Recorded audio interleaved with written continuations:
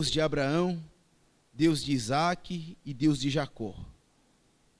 Deus e Pai do nosso Senhor e Salvador Jesus Cristo, Trindade excelsa, augusta, una, único Deus, vivo e verdadeiro, Deus que é fogo consumidor, terrível em santidade e em feitos. É ao Senhor, a Deus, que nós elevamos as vozes nesse momento, para suplicar de Ti, Senhor Deus, a Tua bênção sobre essa mensagem, sobre essa passagem tão importante e tão crucial para as nossas vidas. Senhor Deus, tem misericórdia de nós e fala com a Tua igreja. Fala ao nosso coração, desvendando os nossos pecados, trazendo conversão e mudança de vida.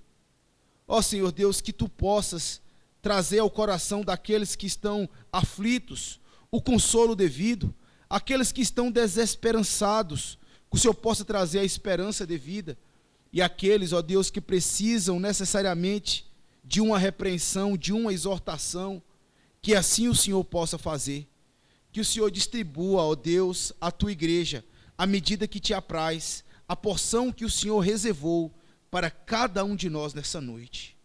Ó Deus, fala com a Tua igreja, nós Te pedimos. Sabemos que nós não merecemos, mas por amor ao Teu nome, por amor ao nome que o Senhor colocou sobre nós, e somos filhos do Senhor, fala conosco, Senhor, por favor, e abençoa a mim também, a quem o Senhor encarregou da responsabilidade de trazer a mensagem do Senhor, que eu possa ser achado fiel diante de Ti, e transmitir tão somente, ó Deus, aquilo que o Senhor trouxe e traz por meio dessa mensagem.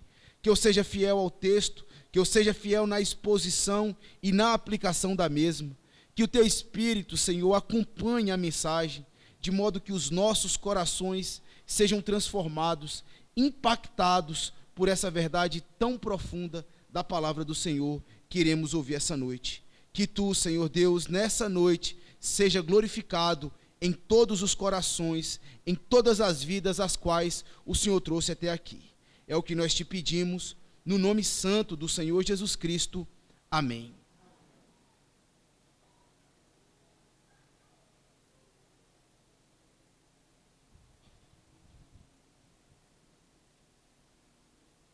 Meus irmãos, nós e nossa cultura, muitas das vezes, está acostumada a assimilar a vitória em ocupar posição de destaque. Aqueles que ocupam posições mais elevadas são aqueles a quem nós olhamos e dizemos: ali jaz uma pessoa bem-sucedida. A empresa, por exemplo, que é bem-sucedida, é aquelas que é cotada nas bolsas de valores, né, com muitas somas de dólares, muitos milhões de dólares.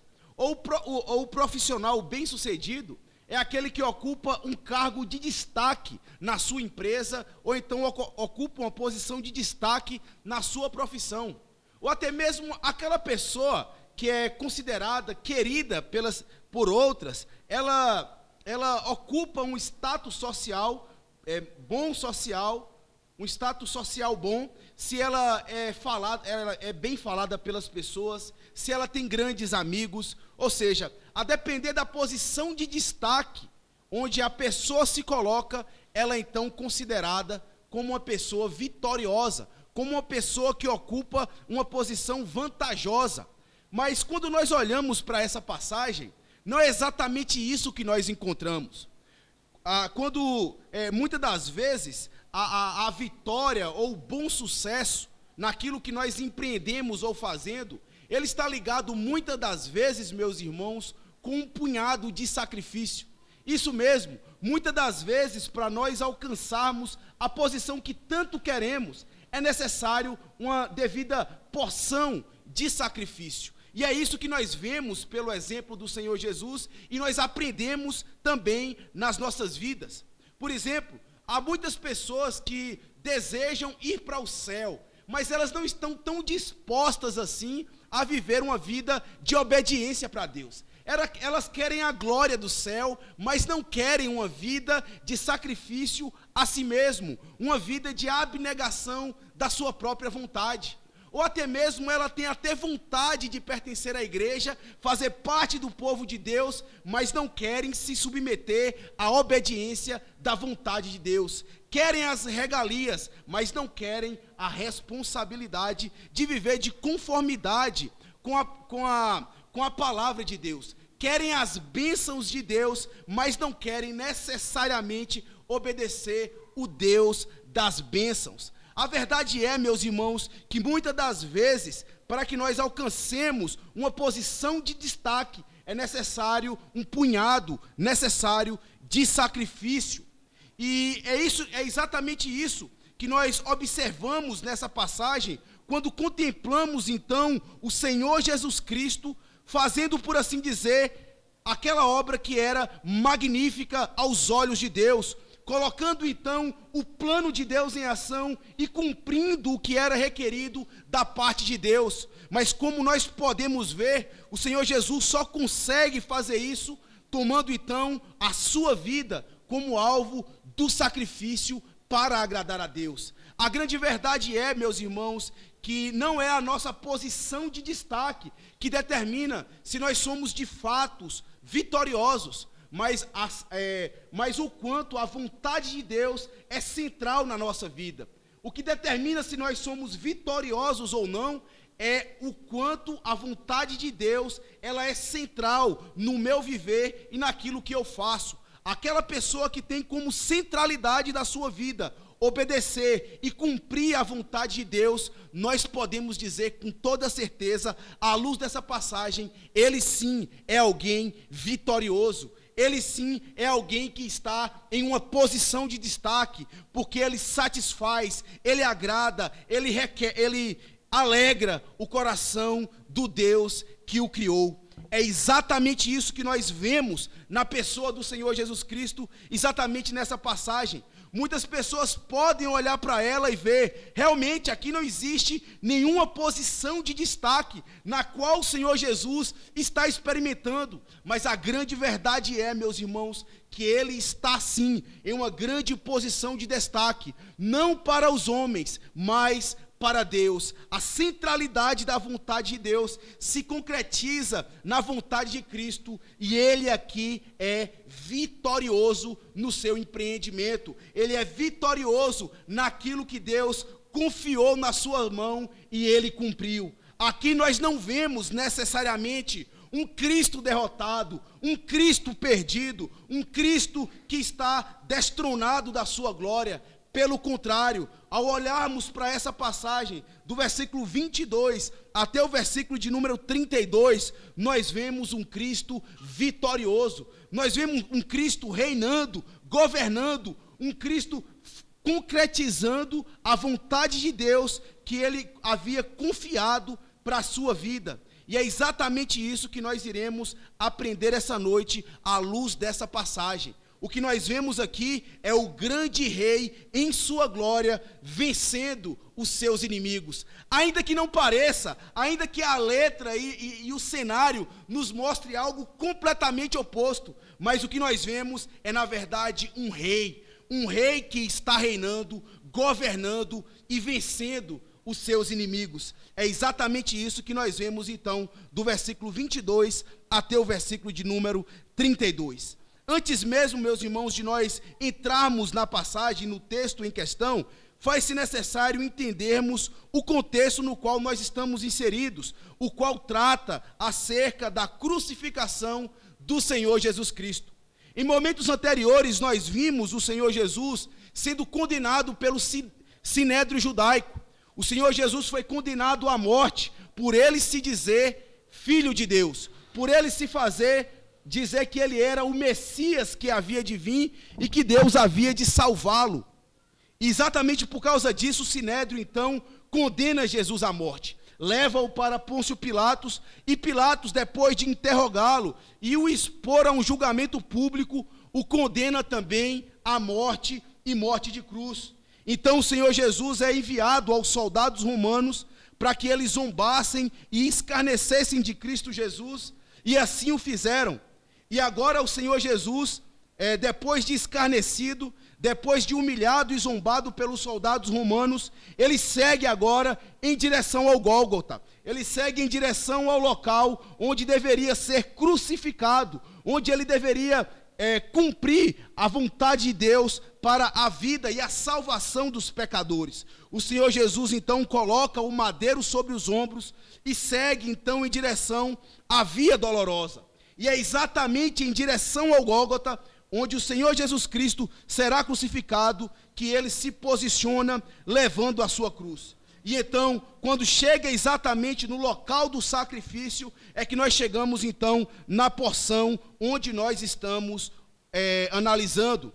A grande maioria das pessoas que estavam contemplando o Senhor Jesus passar pela rua com a sua cruz nas costas, ou até mesmo as pessoas que tinham conduzido o Senhor Jesus Cristo até o Calvário, eles certamente olhavam para ele, batiam no seu peito e diziam: ali jaz mais um homem que está morto, que está derrotado, que está perdido. Mas a grande verdade, meus irmãos, é que não, é que o Senhor Jesus, à medida que ele caminha mais para o Gólgota, à medida que ele caminha mais para a crucificação, ele está vencendo e ganhando espaço diante de Deus, ganhando uma posição de destaque diante do Altíssimo. E é exatamente isso que nós iremos ver a partir de agora. E nós veremos então como o Senhor Jesus Cristo aqui, ele vence os seus maiores inimigos, os maiores opositores, tanto dos homens quanto dele naquele momento: Satanás, os homens e o mundo, que seriam então os grandes inimigos de Cristo, e ele então destrona cada um deles. E nós veremos então como é que o Senhor Jesus vence aqui os seus inimigos. Do versículo 22 até o versículo 23, nós vemos, meus irmãos, que o grande rei, o Senhor dos senhores, ele vence os seus inimigos suportando o vexame da cruz. É exatamente isso que nós encontramos no versículo 22 até o versículo de número 27. No versículo 28, nós vemos o Senhor Jesus vencendo os seus inimigos, cumprindo a vontade de Deus, ou seja, estabelecendo, centralizando a vontade de Deus na sua vida. E no versículo 28 até o versículo de número 32, nós vemos então o Senhor Jesus Cristo vencendo os seus inimigos, suportando os insultos e as afrontas de todos os seus algozes. É exatamente isso que nós iremos ver nessa noite. O Senhor Jesus vence os seus inimigos, suportando o vexame da cruz, cumprindo a vontade de Deus e sendo insultados pelos seus inimigos. Veja o que diz então o primeiro ponto, a primeira parte desse versículo, meus irmãos, dessa porção, onde nós vemos o Senhor Jesus Cristo vencendo os seus inimigos por meio da cruz do Calvário. Sim, a cruz do Calvário é o instrumento pelo qual o Senhor Jesus Cristo destrona, desbarata, destrói todos os seus inimigos. E ele faz isso suportando primeiramente o vexame da cruz.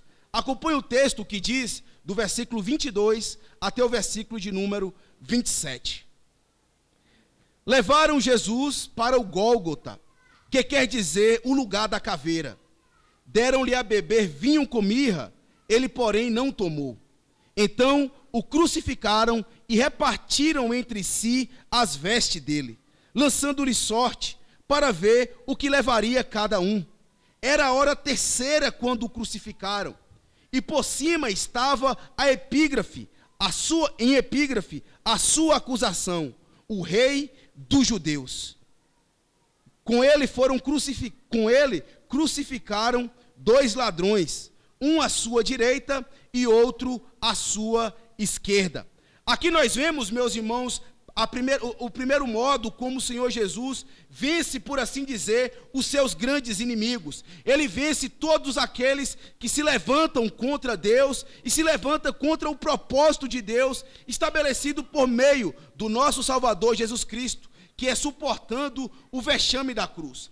A cruz, na verdade, ela era sinônimo de humilhação, ela era sinônimo de vergonha. Nem mesmo um judeu, e muito menos um grego, poderia suportar a ideia de alguém, um concidadão deles, serem conduzido para a cruz. Na verdade, alguém que seria submetido à cruz, naquela época, era apenas as pessoas mais escrachadas da sociedade. Era reportada apenas para escravos ou estrangeiros. Nunca que um cidadão romano ou um cidadão judeu que fosse condenado à cruz seria, de fato, visto com bons olhos. E o Senhor Jesus Cristo foi submetido a essa condenação. E nós vemos já de início, meus irmãos, os preparativos para a crucificação do Senhor Jesus. Depois que ele estava sendo conduzido por Simão de Cirene, Simão Cirineu, até o local da crucificação. Ao chegar exatamente no local que é chamado Gólgota, os soldados começaram a preparar a crucificação do Senhor Jesus Cristo. O texto nos diz que levaram o Senhor Jesus para um lugar chamado Gólgota. O que vem a ser necessariamente o Gólgota? O Gólgota, meus irmãos, nada mais era, como a própria tradução traz aqui, traduz o lugar da caveira. Na verdade, era um monte alto que tem fora dos muros de Jerusalém, onde necessariamente eram condenados pessoas tais como aqueles que tinham a mesma sorte do Senhor Jesus Cristo. Pessoas que não eram dignas necessariamente de serem enterradas dentro da cidade. Eles eram então levadas para esse local chamado Lugar da Caveira. Na verdade, o Gólgota, como é aqui retratado, ela é uma montanha que tem necessariamente o formato de uma caveira. Inclusive, até hoje, se nós formos em Jerusalém, nós podemos contemplar e ver exatamente esse local onde os historiadores julgam ser o local da crucificação do Senhor Jesus Cristo. Na verdade, ela de fato parece um crânio sem cabelo, Ou seja, um crânio de um osso, o osso do crânio. E também se chama Lugar da Caveira porque muitos ossos eram ali enterrados devido às pessoas que eram crucificadas ou mortas naquele local. O fato é que o Senhor Jesus, ele foi conduzido até essa montanha, onde é chamado o Lugar da Caveira. E ao chegar lá, meus irmãos, eles começaram a preparar a cruz do Senhor Jesus Cristo. Um ato ainda preparativo, antes da pessoa ser crucificada, eles davam ao condenado uma mistura de vinho com mirra, que servia como um certo tipo de analgésico. Ou seja, os soldados, eles esperavam que o Senhor Jesus viesse tomar aquele analgésico para que as suas dores pudessem ser prolongadas. Ou seja, à medida que ele não sofresse tantas consequências, ele não sofresse tanto, a sua agonia na cruz fosse cada vez mais prolongadas à medida que o tempo passasse. Mas uma coisa interessante que nós observamos aqui, meus irmãos, é que o Senhor Jesus Cristo, ele se esquiva, ele rejeita aquele vinho com mirra, que serviria como um analgésico. E uma grande pergunta vem à nossa mente, ao vermos o Senhor Jesus agir desse modo. O que será que levou o Senhor Jesus Cristo a não tomar o vinho com mirra que serviria de analgésico para ele no meio daquela tormenta? A grande verdade meus irmãos, que o Senhor Jesus, ele sabia devidamente qual era o seu propósito ao vir ao mundo. Ele sabia que ele era o servo sofredor. Ele sabia que Deus havia o comissionado para que ele de fato sofresse pelos pecadores e morresse em favor deles. No jardim do Getsêmani, o Senhor Jesus havia orado: Pai, se possível, passa de mim esse cálice. No entanto, Deus não passou o cálice do Senhor Jesus Cristo. Jesus havia entendido que Deus queria que ele bebesse o cálice completamente. O cálice da ira de Deus deveria ser solvido completamente sobre a sua alma, sem sequer uma gota ficar para trás. E o que o Senhor Jesus Cristo está fazendo aqui, meus irmãos, nada mais é do que se submetendo à vontade de Deus. Ao chegar nesse momento da preparação da sua crucificação, mesmo com dores, mesmo com sofrimentos escaldantes na sua alma, ele então rejeita o analgésico que aqueles homens haviam dado para ele naquela hora. E aqui, meus irmãos, nós vemos o preço, aqui nós vemos devidamente o valor que o Senhor Jesus Cristo dá, a centralidade da vontade de Deus na sua vida. Nós vemos o quanto o Senhor Jesus, ele está comprometido em morrer pelos pecadores, em não deixar sequer uma gota para trás do sacrifício, da ira de Deus, que deveria ser vertida sobre a sua vida. E nós vemos então esse compromisso do Senhor Jesus em morrer pelos pecadores. Aqui tem algo muito interessante para nós, meus irmãos, ao olharmos para o sofrimento do Senhor Jesus Cristo. Como nós podemos ver, Jesus, ele está comprometido em sofrer pelos pecadores. Ele está comprometido em fazer a sua vida definhar por causa dos pecadores. E ele faz isso, meus irmãos, nada mais, nada menos, para nos resgatar do poder das trevas, da ira de Deus que haveria de ser consumida, que haveria de consumir a vida dos pecadores, devidamente para aqueles que haviam de crer no Senhor Jesus Cristo. Mas sabe o que é mais triste em nossos dias, e principalmente na vida da igreja, quando nós olhamos para essa postura do Senhor Jesus Cristo? É que a grande maioria dos cristãos, a grande maioria das pessoas, dos crentes dos nossos tempos, eles não estão comprometidos a sofrer pelo Senhor Jesus Cristo. Muitas das vezes encontramos igrejas, encontramos crentes que querem sim da parte de Deus muitas bênçãos, querem sim os privilégios da aliança, querem sim ir para o céu, querem gozar dos privilégios da casa de Deus, de ter o nome de Deus na sua vida, mas não querem o comprometimento de viver como um cristão, não querem centralizar a vontade de Deus nas suas almas. E isso, meus irmãos, se aplica em várias facetas das nossas vidas, desde a pessoa a quem nós escolhemos para ser o nosso cônjuge, até mesmo ao emprego que nós iremos procurar para trabalhar. Não estamos muito necessários se aquele emprego de fato agrada a Deus, não estamos preocupados se o meu emprego de fato irá trazer mais santidade para a minha vida. A única coisa que nos preocupa é unicamente as bênçãos que ele pode trazer. Eu não quero dizer com isso que o trabalho não é coisa boa. Claro que é, e é devido, nós devemos procurar. No entanto, meus irmãos, nós devemos ver se de fato aquilo que nós procuramos como atividade é algo que de fato glorifica a Deus. Se a pessoa a quem você está escolhendo para ter um relacionamento com ela satisfaz a vontade de Deus. Muitas das vezes nós queremos os privilégios de Deus, mas não queremos o sacrifício dessa vida de compromisso com a vida de Deus. Cristo estava comprometido a morrer pelos pecadores. Ele sabia que a ira de Deus cairia sobre a sua alma e ele haveria de experimentar cada gota de sofrimento que havia de vir na sua vida. E essa pergunta eu gostaria de fazer para você também nessa noite. Você que está me ouvindo essa noite, você está comprometido a sofrer pelo nome do Senhor Jesus Cristo? O seu cristianismo, ele é tão necessário para a sua vida, que se fosse necessário, você abandonaria aquilo que você mais gosta para satisfazer a vontade de Deus? Cristo fez isso pelos pecadores, e certamente nós, como resposta, devemos fazer isso também para o nosso Deus.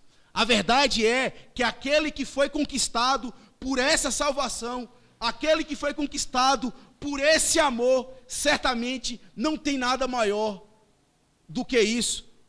Eles querem entregar a sua vida a Cristo, eles querem satisfazer a vontade de Deus. Por isso, o meu conselho para você essa noite, se você é um crente, Se você é alguém que deseja agradar e servir ao nosso Deus, se comprometa também, se for necessário, sofrer pelo Senhor Jesus Cristo. Além disso, meus irmãos, além da preparação, depois de haver feito a preparação do sacrifício do Senhor Jesus Cristo, nós vemos em seguida a humilhação da cruz do Calvário, né? O Senhor Jesus, primeiramente, ele foi preparado para ser crucificado, e do versículo 24 até o versículo 27, ele então é de fato crucificado. E aqui é onde nós vemos como a crucificação que o Senhor Jesus experimentou, ela de fato era humilhante. Acompanhe o que diz o texto ainda, no versículo de número 24. Diz assim: então o crucificaram e repartiram entre si as vestes deles, lançando-lhe sorte para ver o que levaria cada um. Era a hora terceira quando o crucificaram, e por cima estava em epígrafe a sua acusação: o rei dos judeus. Com ele foram crucificados 2 ladrões, um à sua direita e o outro à sua esquerda. Aqui se faz a cena, meus irmãos, então, desde já, da crucificação do nosso Senhor e Salvador Jesus Cristo. O Senhor Jesus, até então, ele estava com um travessão nas suas costas. Então os soldados romanos, eles preparam para crucificar o Senhor Jesus Cristo. Eles colocam o travessão em uma haste horizontal, na qual o Senhor Jesus ficaria deitado, e ali em cima mesmo, eles abririam os braços do Senhor Jesus Cristo e cravariam com pregos o seu punho e os seus pés. Nós podemos ter uma noção necessariamente de como foi essa crucificação, esse pregar dos punhos do Senhor Jesus, pelo relato que é nos dito. Certamente esses pregos eram enormes pelo fato de que eles atravessavam o punho de Cristo e chegava até mesmo ao madeiro, onde ele ficaria pregado, preso. Depois de pregar os braços do Senhor Jesus, eles pregavam também os pés dos condenados. Eles, na verdade, juntavam os 2 pés e com apenas um prego, ele transpassava de um lado ao outro o calcanhar, ou a juntura ali, a junta dos pés, até chegar no madeiro, de tal modo que ele ficava completamente preso naquela haste de madeira, né, naquela cruz de madeira. E em seguida, logo depois que o Senhor Jesus, ele então foi crucificado sobre o madeiro, os soldados romanos então começaram a repartir as vestes do Senhor Jesus Cristo. Na verdade, o Senhor Jesus, ele carregava, assim como as demais pessoas da sua época, eles costumavam ter 2 tipos de vestimenta: uma vestimenta mais externa e uma vestimenta mais interna. A vestimenta externa, ela era costurada, era como se fosse um roupão, onde ele poderia cobrir a parte íntima dele. E a mais interna era uma veste tecida de alto a baixo, sem nenhuma costura, de tal modo que ela serviria como a veste íntima, da qual nós entendemos hoje. É uma veste mais íntima, e a parte de fora cobriria essa veste íntima. E essa veste íntima na qual o Senhor Jesus carregava, ela era tecida de alto a baixo, sem nenhum tipo de costura. E o que acontece aqui, meus irmãos, é que depois do Senhor Jesus Cristo ter sido crucificado, pregado no madeiro, então os soldados romanos, eles repartiram as vestes do Senhor Jesus Cristo. A verdade é que eles deixaram o Senhor Jesus Cristo desnudo. Eles tiraram a roupa de cima, tiraram a roupa de baixo. A roupa de cima eles partiram entre si, mas a roupa de baixo, por ser tecida de alto a baixo, eles então lançaram sorte. Eles lançavam dados entre si, como o não é exatamente isso. Eles lançavam as pedras para ver com quem ficaria. Aquele que acertaria a pedra, né, o dado, ficaria com a veste íntima do Senhor Jesus Cristo. E de fato assim eles fizeram, e eles repartiram entre si as vestes de Cristo Jesus. de tal modo que nesse momento ele foi crucificado nu entre os homens. E logo depois de assim ser crucificado, eles puxavam a cruz, e o Senhor Jesus Cristo preso no madeiro. Então o seu corpo, que tendia para baixo, era sustentado pelos cravos, sustentados pelos pregos que o fixava no madeiro sanguinolento. E assim, meus irmãos, foi o Senhor Jesus Cristo crucificado diante de todas as pessoas. Na verdade, havia uma multidão que estava em procissão nesse momento, quando o Senhor Jesus foi crucificado. E como ele estava, de fato, lá no Monte da Caveira, né, que é chamado o Gólgota, o Gólgota, por ser um lugar alto, tanto as pessoas que estavam fora da cidade, como as pessoas que estavam no monte, conseguiam ver de longe o que estava acontecendo ali no Monte da Caveira. E os judeus, os romanos, eles faziam isso exatamente para expor a humilhação à pessoa que estava naquela condição. E como nós somos ainda informados por Marcos, era exatamente a hora terceira. Quando no calendário judaico, né, na hora judaica, a hora terceira, ela significa precisamente ali a hora entre 9 horas e meio-dia. Era precisamente nesse momento no qual o Senhor Jesus Cristo foi crucificado. E ainda por cima, meus irmãos, colocaram sobre a cabeça de Jesus uma placa que trazia escrita a sua acusação, que a acusação que foram feitas pelo Senhor Jesus Cristo era exatamente essa que nós vemos aqui no versículo 26, o Rei dos Judeus. E assim então foi o Senhor Jesus Cristo crucificado. Para aumentar ainda a humilhação experimentada pelo Senhor Jesus Cristo, eles colocaram do lado de Cristo 2 ladrões. Certamente, aquela posição na qual o Senhor Jesus estava ocupando, ou seja, a centralidade entre 2 ladrões, era reservada unicamente para Barrabás. Certamente era Barrabás que experimentaria aquela humilhação na cruz. Mas a verdade foi que o Senhor Jesus Cristo o substituiu. E ele estava agora colocado entre 2 ladrões, sendo visto pelas pessoas como o maior de todos os malfeitores.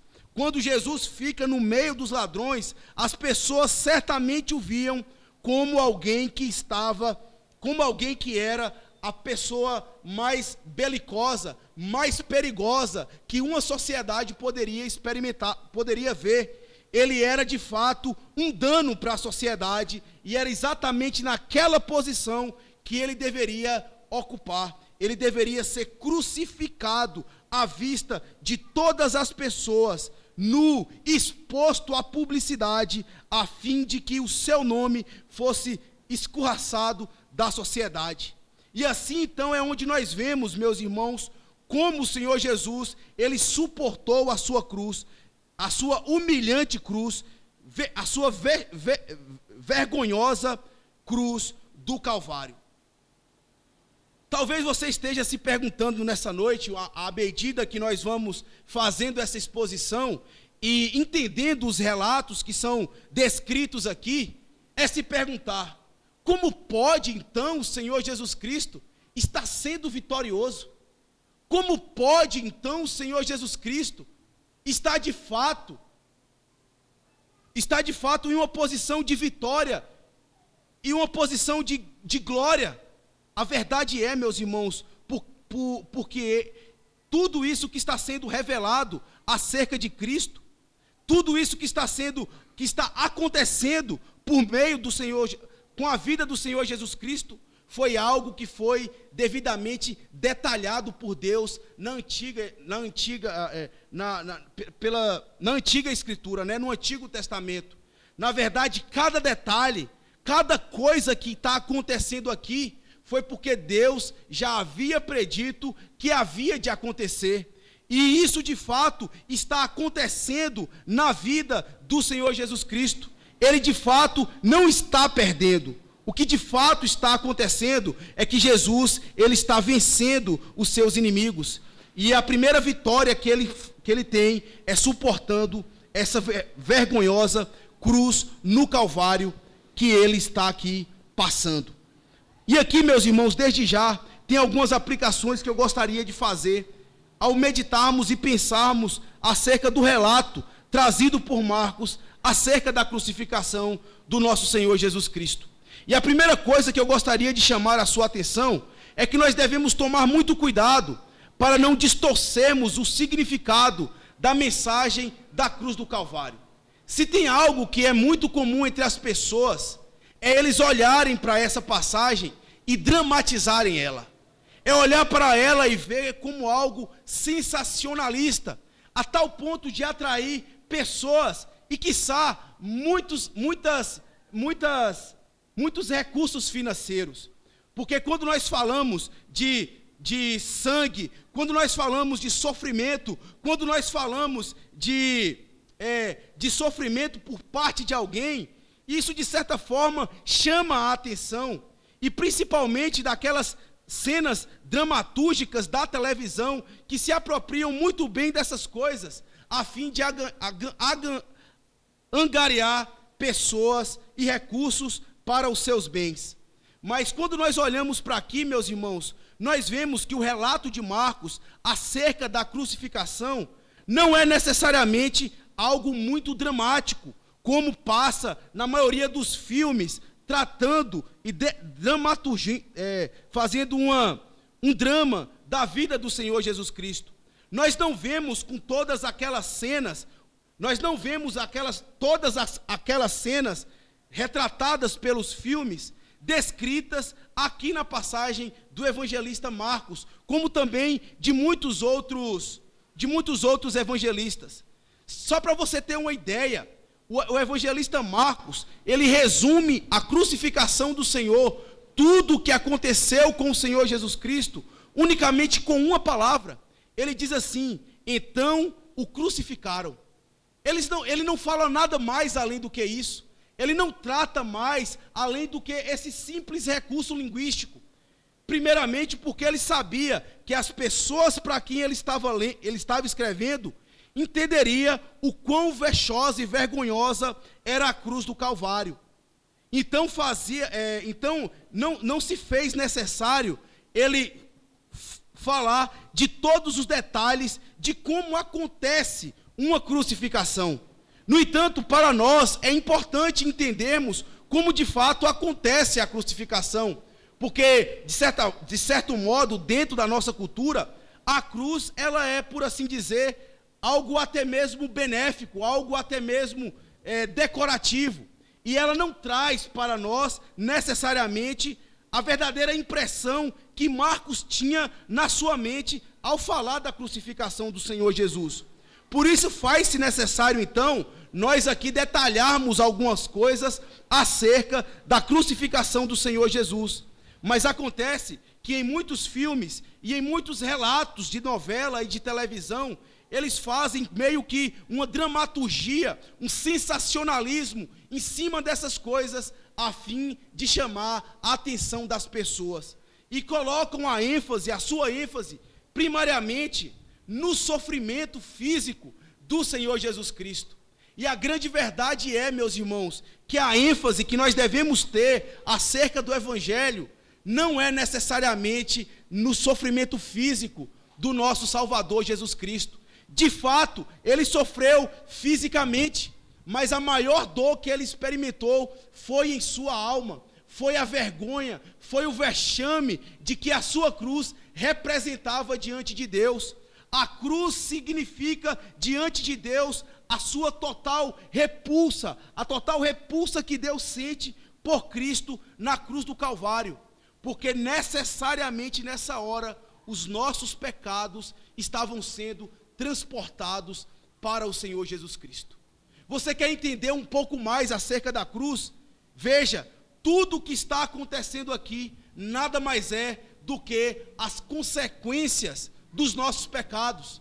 Aqueles mínimos pecados que você já cometeu na sua vida, aquele que você comete no mais recôndito do seu coração, no lugar mais secreto onde ninguém vê, o resultado deles é exatamente isso aqui que nós vemos no Senhor Jesus Cristo.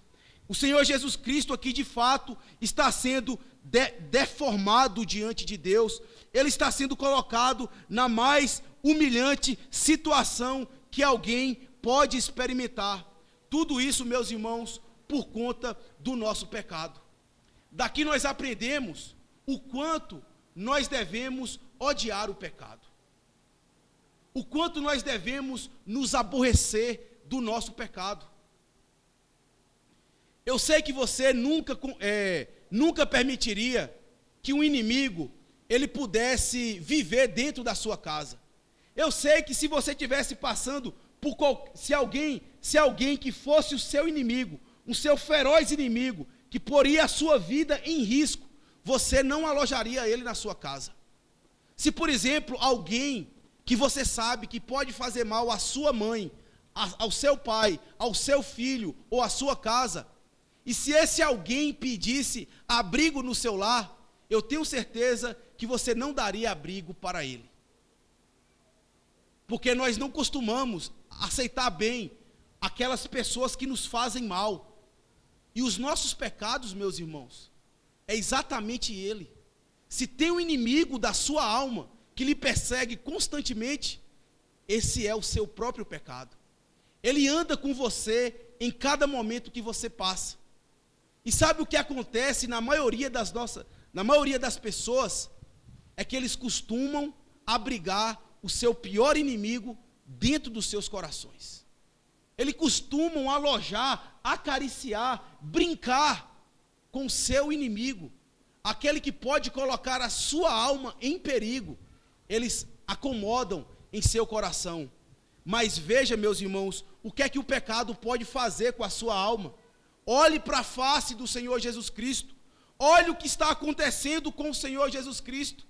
Isso nada mais é do que o preço dos nossos próprios pecados sobre o Senhor Jesus Cristo. No versículo 22 é dito assim: levaram Jesus para o Gólgota. E muitas das vezes a pergunta que vem sobre nós é: quem levou Jesus para o Gólgota? Quem foi que conduziu o Senhor Jesus para o Gólgota? Nós vimos que o Sinédrio levou Jesus para o Gólgota. Nós vemos que Pôncio Pilatos levou Jesus para o Gólgota. Nós vemos que os soldados romanos conduziu Jesus até o Gólgota. Mas sabe quem é o verdadeiro autor, meus irmãos, de levar Jesus para o Gólgota? É eu e você. Nós somos as pessoas responsáveis pela morte e sacrifício do Senhor Jesus Cristo. E quando nós vemos assim o corpo de Cristo todo desfigurado, nada mais é do que pelos nossos pecados. Todos os pecados que você cometeu durante essa vida, desde quando você era bem pequenininho, quando você ainda estava no útero da sua mãe, até o dia de hoje, todos os seus pecados foram reunidos em Cristo, e aqui está o resultado do seu pecado. Aqui está o produto final do que o seu pecado pode fazer com a sua alma, pode fazer com o seu coração. Ele pode lhe desfigurar diante de Deus. Você pode se tornar alguém repulsivo diante de Deus, quando o seu pecado não é mortificado. Se tem algo, meus irmãos, que a nossa geração não conhece, é o perigo do pecado, é o quanto o pecado é mau e o quanto ele é danoso para a nossa alma. Quando nós entendermos que o pecado não é apenas história da carochinha, quando nós entendermos que o pecado é algo que de fato pode nos levar a uma condição deplorável, nós entenderemos o valor e o preço do sacrifício do Senhor Jesus Cristo. Mas o que nós fazemos muitas vezes é nos acomodar na nossa vidinha, nos acomodar com os pecados mais íntimos que nós conhecemos, que nós sabemos que temos, mas nós não lutamos contra ele. Saiba de uma coisa: o seu pecado pode te levar a ser odiado por Deus. Só tem um modo de isso não acontecer: é se ele for pregado na cruz do Calvário, é se ele for preso, se ele estiver pregado lá no Senhor Jesus Cristo. Fora isso, não existe outro modo de sermos aceitos diante de Deus. Guarde isso no seu coração.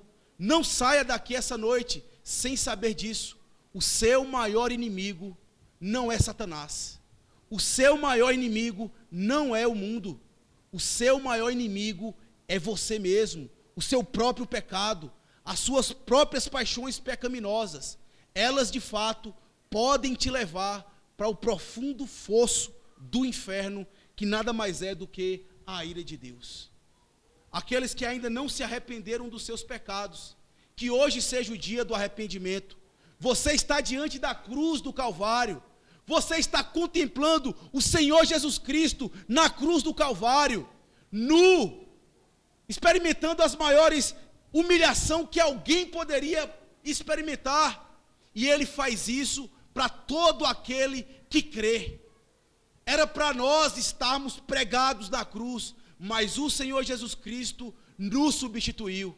Se existe alguém, meus irmãos, que tem tamanho coração e tamanha disposição, que se apresente essa noite aqui para nós, porque não há qualquer pessoa que possa se assemelhar a esse valente guerreiro, que é o Senhor Jesus Cristo, de dar a sua própria vida para a morte. Aqui nós vemos então o Senhor Jesus Cristo vencendo, experimentando a cruz do Calvário. A segunda coisa que nós vemos aqui, meus irmãos, é que o Senhor Jesus, Ele vence cumprindo a vontade de Deus. E eu queria levar você, eu sei que o meu horário já está passando do limite, mas eu gostaria de mostrar para vocês que tudo isso que está acontecendo com o Senhor Jesus Cristo, nada mais é do que um cumprimento da agenda divina. Deus já havia registrado cada detalhe do que deveria acontecer com o Senhor Jesus Cristo. E para isso eu gostaria de convidar você a voltar na sua Bíblia para o livro de Isaías, no capítulo de número 53, a partir do versículo de número 3. E lá nós vemos em detalhes o que é que de fato está acontecendo aqui na cruz do Calvário. Abramos a palavra do Senhor em Isaías, no capítulo de número 53, do versículo de número 3 até o versículo de número 9.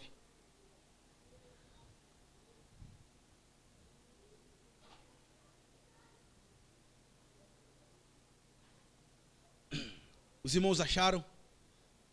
Isaías 53, do versículo 3 até o versículo 9, diz assim: era desprezado, o mais rejeitado entre os homens, homens de dores e que sabe o que é padecer. E como um de quem os homens escondem o rosto, era desprezado e dele não fizeram caso. Certamente ele tomou sobre si as nossas enfermidades e as nossas dores levou sobre si. E nós o reputávamos por aflito, ferido de Deus e oprimido. Mas ele foi traspassado pelas nossas transgressões, moído pelas nossas iniquidades. O castigo que nos traz a paz estava sobre ele. E pelas suas pisaduras fomos sarados. Todos nós andávamos desgarrados como ovelhas, cada um desviava pelo caminho, mas o Senhor fez cair sobre ele a iniquidade de todos nós.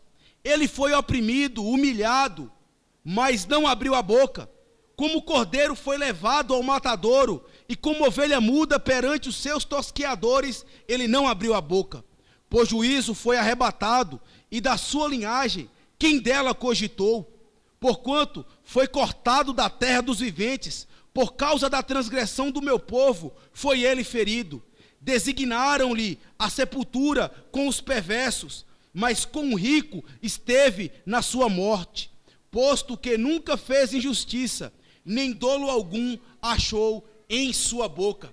Alguém mais poderia fazer uma descrição tão detalhada do que de fato está acontecendo agora, em tempos longínquos de Isaías, em tempos completamente diferentes do que essa cena que nós acabamos de ver aqui do Senhor Jesus Cristo. Ainda eu gostaria de convidar vocês, meus irmãos, a irem agora para o Salmo 22, no Salmo que nós acabamos de ler, onde nós vemos ainda mais detalhes acerca da crucificação do Senhor Jesus Cristo. Isaías, no capítulo de número 22, Salmos. Os Salmos de número 22, nós vemos ainda com mais detalhes o que de fato estava acontecendo na cruz do Calvário. E eu gostaria desde já lembrar para vocês que o salmista Davi, ao escrever essa passagem, ele estava aqui há mais de 500 anos, ou 1000 anos de distância do Senhor Jesus Cristo. Na verdade, Davi, ele apenas contemplava o que de fato ia acontecer na cruz do Calvário. E veja lá, primeiramente no versículo 1, né, onde é dito: Deus meu, por que me desamparaste? De quem é essa fala? Quem foi que narrou, que deu esse brado na cruz do Calvário? E se você voltar lá os seus olhos para o versículo de número 6, nós vemos ainda o salmista Davi profetizando o que de fato iria acontecer na cruz. Ele diz assim: mas eu sou verme e não homem, opróbrio dos homens e desprezo do povo. Todos os que me veem zombam de mim, afrouxam os lábios e meneiam a cabeça. Confiou no Senhor, livre-o ele, salve-o, pois nele tem prazer. Lá no versículo 13 a 15, meus irmãos, diz assim: contra mim abrem a boca, como faz o leão que despedaça e ruge. Derramei-me como água, e todos os meus ossos se desconjuntaram. Meu coração fez-se como cera, derreteu-se dentro de mim, secou-se o meu vigor como um caco de barro, e a língua se apega ao céu da boca. No versículo 16 ao 18, cães me cercam, uma súcia de malfeitores me rodeiam, transpassaram-me as mãos e os pés. Posso contar todos os meus ossos, eles me estão olhando, encarando em mim. Repartem entre si as minhas vestes e sobre a minha túnica lançam sorte. Quem poderia descrever com maior riqueza de detalhes o que aconteceu de fato com o Senhor Jesus Cristo? E nós estamos analisando textos, passagens das Escrituras que foram relatadas há muito tempo antes do Senhor Jesus Cristo estar vivendo o que está vivendo, de passar pelo que está passando. E o que nós vemos aqui, meus irmãos, não é que Cristo está perdendo. O que Cristo está fazendo é obedecendo, é cumprindo a vontade de Deus, é estabelecendo na sua vida a centralidade da vontade de Deus. Era necessário que cada detalhe dessas coisas que foi profetizada nos Salmos se cumprisse na vida do Messias. E aqui está o cumprimento perfeito, completo, do sofrimento, da humilhação do Salvador Jesus Cristo. E aqui, meus irmãos, nós tiramos uma lição muito importante para as nossas vidas. As Escrituras, elas se cumprem cabalmente. Muitas pessoas hoje em dia, elas perderam crédito nas Escrituras. Elas acham que a Escritura é um livro antigo, que não serve de nada, empoeirado, com um ensinamento antiquado. Não, meus irmãos, ela é tão autêntica, como disse o meu irmão hoje de manhã, mais do que o jornal que saiu hoje pela tarde.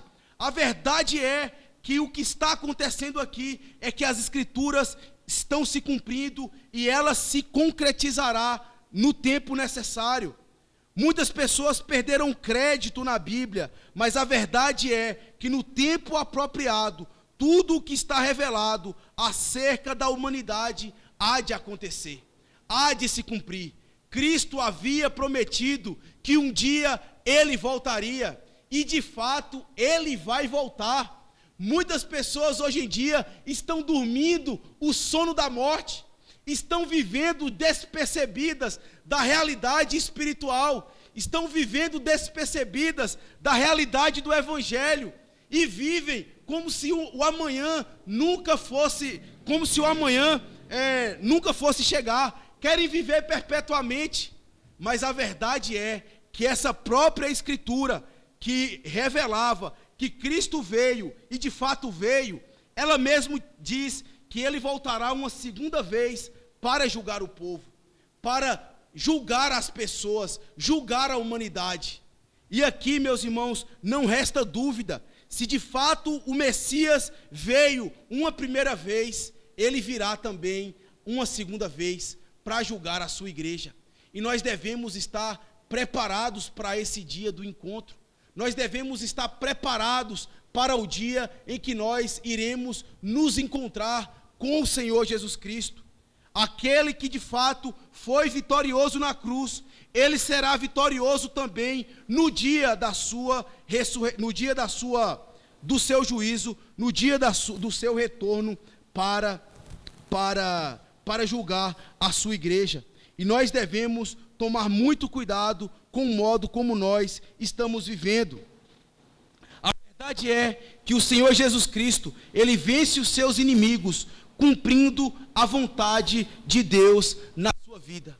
E é desse modo também que nós devemos, meus irmãos, vencer os nossos inimigos e vencer os opressores, da vontade de Deus em nossas vidas. O tempo que eu tenho se esgotou e eu vou deixar o terceiro ponto que ficou reservado aqui para os insultos que o Senhor Jesus ele estava experimentando e como ele venceu, e nós deixaremos para uma próxima ocasião, para a próxima exposição, o que diz respeito aí do versículo de número 28 até o versículo de número 32. Mas o que eu queria que ficasse gravado no seu coração é que de fato o Senhor Jesus Cristo, ele não está perdendo aqui. O que de fato está acontecendo com o Senhor Jesus não é uma cena de derrota, mas uma cena de vitória.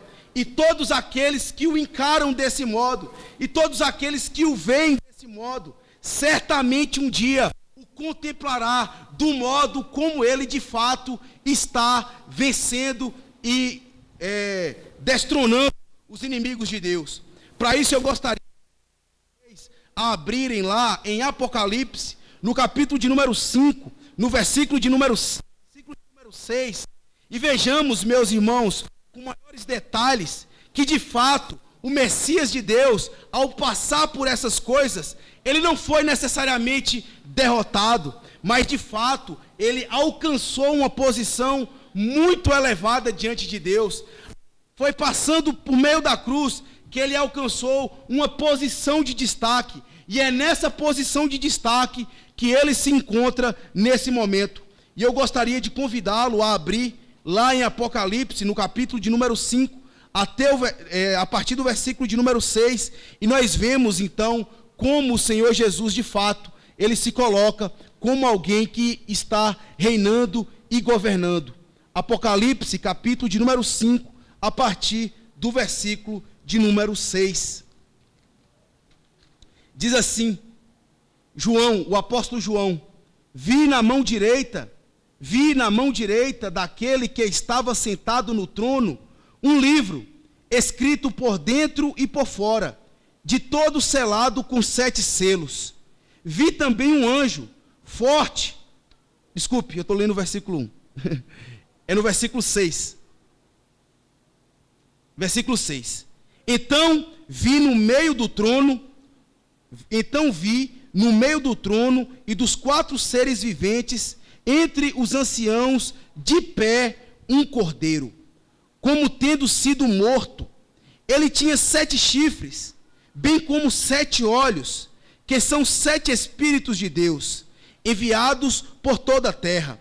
Veio, pois, e tomou o livro da mão direita daquele que estava sentado no trono, e quando tomou o livro, os 4 seres viventes e os 24 anciãos prostraram-se diante do cordeiro, tendo cada um deles uma harpa e a taça de ouro cheia de incenso, que são as orações dos santos, e entoavam novo cântico, dizendo: digno és de tomar o livro, de abrir os selos, porque foste morto, e com o teu sangue compraste para Deus os que procedem de toda tribo, língua, povo e nação.